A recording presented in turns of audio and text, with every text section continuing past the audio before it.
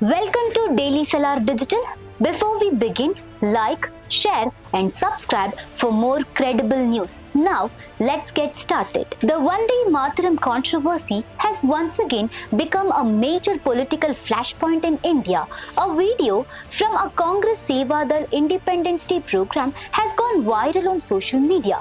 The BJP has alleged that Congress leaders appeared uncomfortable when the full version of Vande Mataram was sung. But is this simply a question of disrespecting the national song, or is there a deeper historical, political and secular debate behind the controversy? Let's understand the facts. What happened? At the Congress Seva Dal Independence Day program, Vande Mataram was sung beyond its first two stanzas.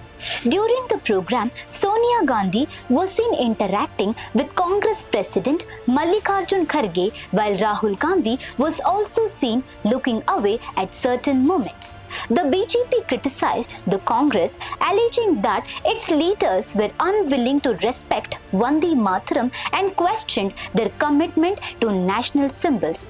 Congress, however, offered a different explanation.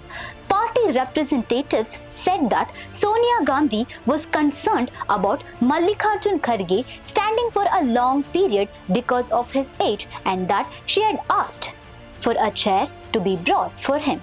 According to the Congress explanation, she was not asking for the song to be stopped. The viral video has therefore triggered a major political controversy. But the bigger question is, why has the Congress historically preferred only the first two stanzas of Vande Mataram at public gatherings? To understand the current controversy, it is important to look at the history. The 1937 Congress decision. There is an important historical fact behind this debate. In the year 1937, the Congress Working Committee discussed the controversy surrounding Vande Mataram. The committee recommended that only the first two stanzas should be used at national gatherings. The first two stanzas primarily describe the beauty, prosperity and glory of the motherland, including its natural beauty, water, crops and fertile land. However, the later portions of the poem contain religious imagery and references that some sections of the Muslim community found objectionable. The intention behind using the first two stanzas was to have a version that could be sung collectively without creating a religious barrier among India's diverse communities. This historical position is significant because the Congress has continued to refer to the 1937 decision in subsequent debates over the song. So, what is the controversy about? Vande Mataram was written by Bankim Chandra Chattopadhyay and was later incorporated into his novel Anandamath. The novel is set against the backdrop of an uprising involving Hindu sannyasis and Muslim rulers. The later portions of Vande Mataram also contain imagery associated with Hindu religious traditions, including references to the motherland in divine forms. Because of this religious imagery and the historical context surrounding the poem, some Muslim leaders objected to the complete version being used at national gatherings. Therefore, the debate was not simply about patriotism.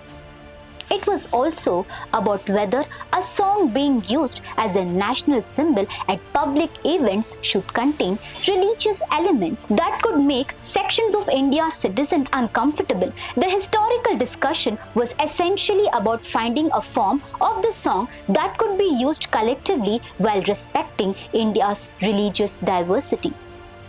During the freedom movement, the issue was discussed by several prominent national leaders, including Rabindranath Tagore, Mahatma Gandhi and Jawaharlal Nehru.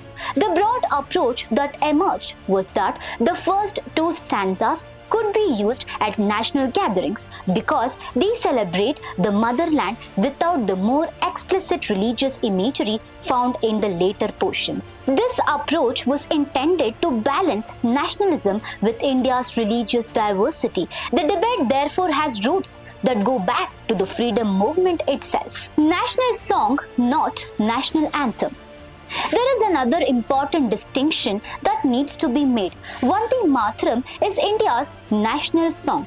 Jana Gana Mana is India's national anthem. There are two distinct national symbols. Therefore, a disagreement over whether the complete version of Vande Mataram should be sung should not be inaccurately described as a dispute over India's national anthem.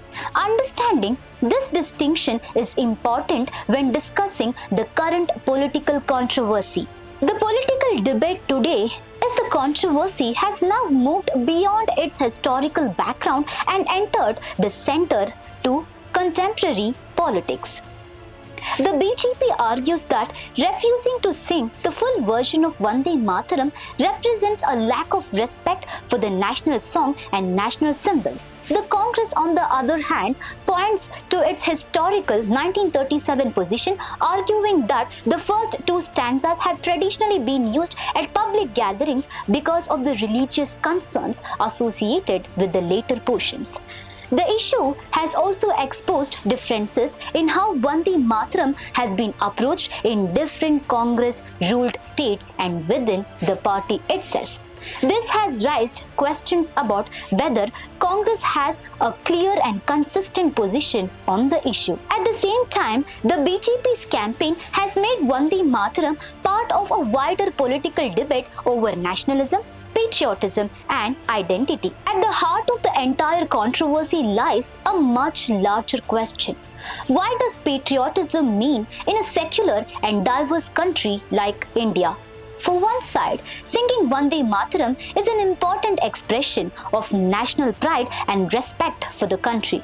For another, patriotism should not require citizens to participate in religious imagery or practices that conflict within their personal beliefs. India is a country of many religions, languages, cultures and traditions. The challenge has always been to create a strong sense of belonging among citizens from different communities. No citizen should feel like an outsider in their own country. National symbols have the potential to bring people together, but political disputes surrounding those symbols can also create divisions. This is why the Vande Mataram debate goes beyond one political party or one individual. It raises fundamental questions about how nationalism and secularism should coexist in a diverse democracy. What is the real issue? So, the current Vande Mataram controversy is not simply about Sonia Gandhi's facial expression, Rahul Gandhi looking away, or even about whether the song was sung in full at one particular program. The real issue is much deeper. It involves history, nationalism, religious freedom, secularism and political interpretation. In the year 1937, Congress Working Committee decision provides important historical context for understanding why the first two stanzas have traditionally been preferred at national gatherings. At the same time, the BJP's argument reflects a different understanding of national pride and the importance of singing the complete song. Both the historical context and the present political arguments need to be understood before reaching a conclusion. Ultimately, the question for India is not whether patriotism should be respected. Of course, it should.